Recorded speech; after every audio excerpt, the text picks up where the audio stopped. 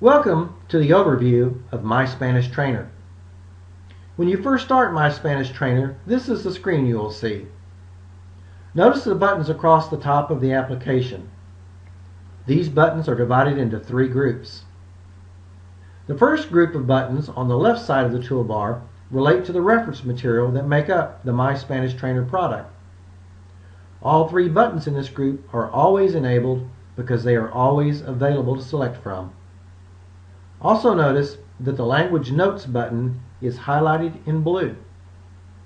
Blue highlighting indicates that the item is the currently selected item in that group.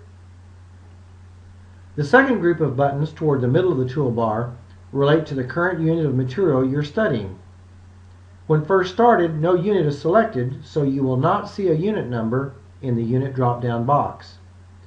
You will see the Regular Units button highlighted in blue because that is the currently selected unit type that you can work with. The MySpanishTrainer product does not ship with any custom units, so you will always see the Custom Units button disabled. This has been added for future product improvements. The third group of buttons on the right side of the toolbar refer to the three major functions of learning that you can do within the currently selected unit. Notice there's vocabulary, sentences, and self-testing. When the application starts, all three of these buttons are disabled because no unit has been selected from the unit drop-down box. However, when you select a unit to work with, all three of these buttons will become enabled. There will be more about this in later videos. Please note that the four status boxes located at the bottom of the main application window are functioning.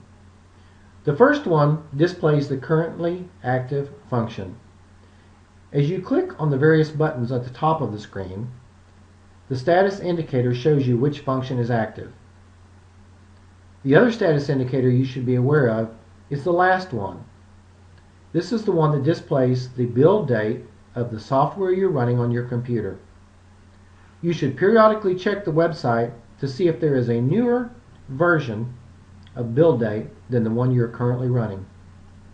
You should do this for several reasons. More content will be added to the MySpanishTrainer product over time, as well as additional functions.